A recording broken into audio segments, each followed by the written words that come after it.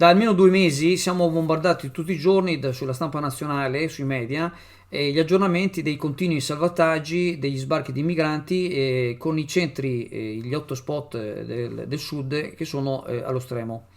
Ma in realtà la situazione al nord non è molto diversa, anzi forse gli arrivi sono anche maggiori in quanto i migranti arrivano tra virgolette alla chetichella passando la frontiera a piedi con la Slovenia, nei treni e nascosti nei tir.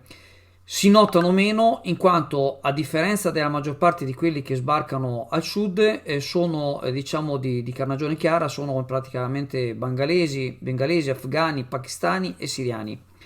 Tra l'altro i siriani una volta che sono stati diciamo registrati in pochissimo tempo scompaiono perché vanno senz'altro dagli amici e parenti che sono già da tempo in altri stati europei. Anche nel Veneto i centri di accoglienza sono stracolmi e le autorità stanno cercando di reperire nuove strutture, ma non è per niente facile reperirne di nuove, soprattutto per le resistenze dei privati che non concedono volentieri gli spazi per timore di una cattiva pubblicità e conseguente controcolpi per il turismo. Nel territorio comunale di Chioggia, un'importante struttura turistica di Isola Verde ne ha accolte 38 all'interno di un progetto concordato tra la Prefettura di Venezia, il terzo settore e i servizi sociali. Il territorio di Calino, Isola Verde, è stato ed è tuttora un vero laboratorio di accoglienza, ma soprattutto di integrazione. Tra questi l'azienda agricola Vivai Bacchetto, che da qualche anno all'interno della loro importante realtà, oltre che a dar lavoro a questi giovani, hanno concesso spazi ai servizi sociali per poter gestire corsi per l'apprendimento della lingua italiana e non solo.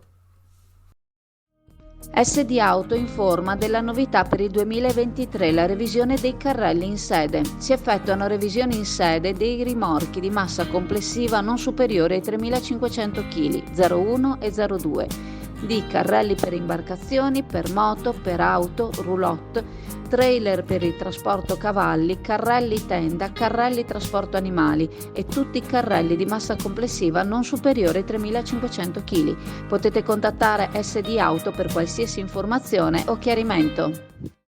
Si terrà in Auditorium San Nicolò la 49esima stagione concertistica della Gioventù Musicale Italiana a Chioggia.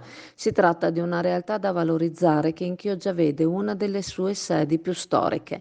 Dal 16 aprile al 14 maggio, ogni domenica alle 17:30, si terrà un concerto di qualità inserito in questa rassegna, alla vigilia del suo 50° anniversario, grazie all'impegno e all'amore per la musica e la cultura del maestro Loris Tiozzo.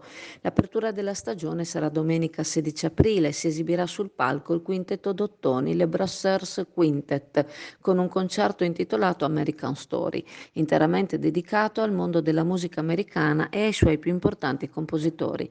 Le Brasseurs Quintet è un quintetto Dottoni nato nel 2019 con l'obiettivo di unire 5 giovani musicisti italiani in formazione da camera. Il gruppo vanta numerosi concerti in tutta Italia, la partecipazione al 62esimo Festival dei Due Mondi a Spoleto nel 2019, la collaborazione con la Gioventù Musicale Italiana, oltre a numerose presenze in vari ambienti di rilievo.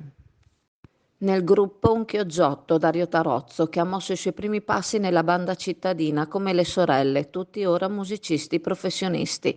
Diplomatosi col massimo dei voti, ha collaborato con numerose orchestre, tra cui quella del Teatro La Fenice, esibendosi con direttori importanti nel panorama concertistico. Ha inoltre vinto numerosi premi. Oltre a Dario Tarozzo, il gruppo è composto da Francesco Ulivi, Giovanni Campanardi, Antonio Mascherpa e Salvatore Continenza, tutti diplomati col massimo dei voti e con curricula arricchiti di esperienze e collaborazioni importanti. Sarà quindi un onore ospitarli a Chioggia e un piacere ascoltare la loro esibizione domenica 16 aprile all'Auditorium.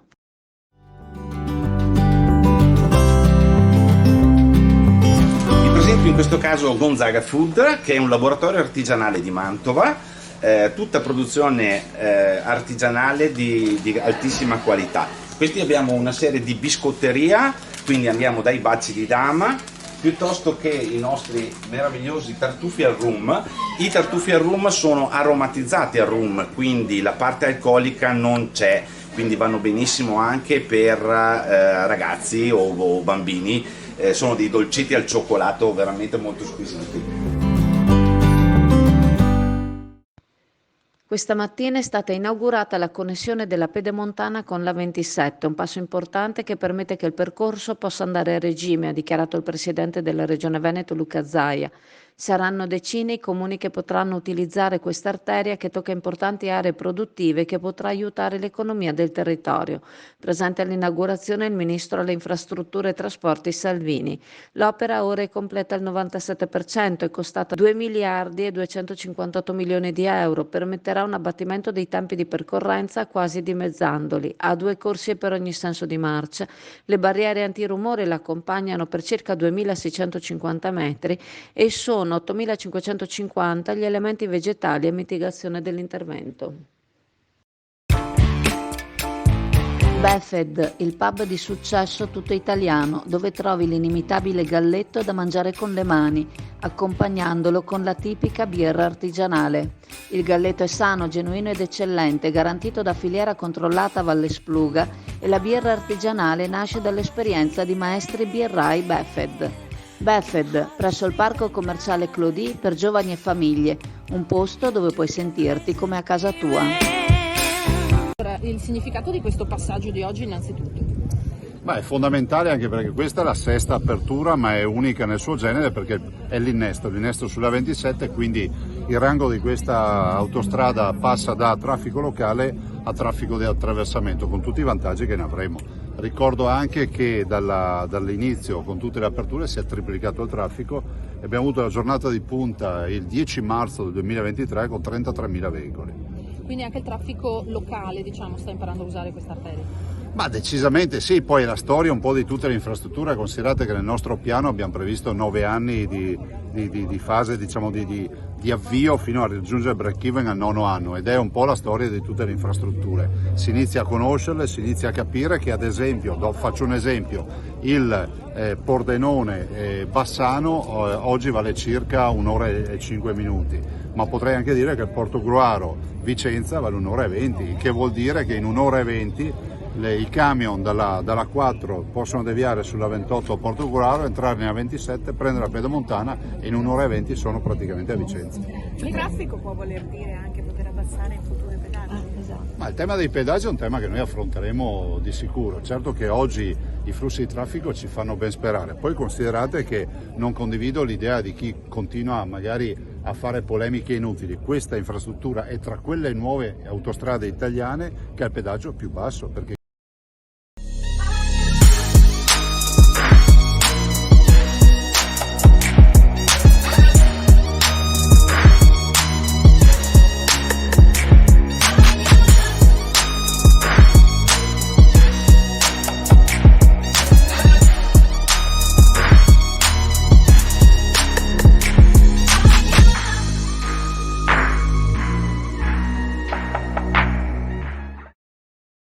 Ieri i vigili del fuoco sono dovuti intervenire intorno alle 13 in via Tre Colli a Trissino, nel Vicentino, per una perdita di gas da un bombolone interrato contenente 1750 litri di GPL, perdita dovuta al danneggiamento del sistema valvolare esterno causato da un incendio di sterpaglie sviluppatosi in un'area limitrofa.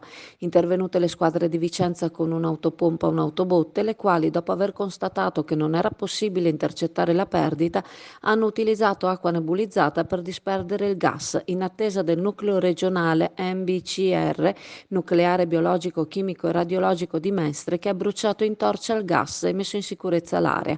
Il funzionario di guardia ha coordinato le operazioni di soccorso fino al termine delle stesse, durate circa 3 ore e mezza. L'agenzia Venice Waterlink, in collaborazione con la Raffaello Navigazione, in aprile e in maggio vi accompagnano da Sottomarina a Venezia il sabato, la domenica e i festivi, e alle isole Burano, Murano e Torcello la domenica. Per maggiori informazioni telefonare allo 041 8626 373, per prenotazioni online sul sito venicewaterlink.com. L'onorevole Andreuzza della Lega questa mattina è intervenuta in audizione del ministro del Turismo Santanchè per relazionarsi sulle tematiche programmatiche del suo dicastero. A nome del gruppo Lega ha voluto porre l'attenzione su 3 tematiche, in primis il problema del reperimento personale, in particolar modo quello stagionale ma non solo, il quale necessita di essere qualificato e di mantenere una continuità. L'onorevole ha chiesto al ministro se intende investire nel turismo esperienziale legato alle tipicità dei territori e all'offerta a 360 gradi del Made in Italy. La creazione di esperienze legate alla tipicità del territorio può favorire l'insorgere di nuove figure professionali e di una cultura di turismo curioso che va accompagnato a fare esperienze di valore coinvolgendo le economie locali. L'onorevole ha inoltre proposto di istituire lo status di città balneare per cercare di risolvere i problemi legati alle cosiddette città fisarmonica, tema proposto da sindaci e operatori al Summit G20 Spiagge, nato da un lungo percorso che coinvolge i principali comuni balneari italiani.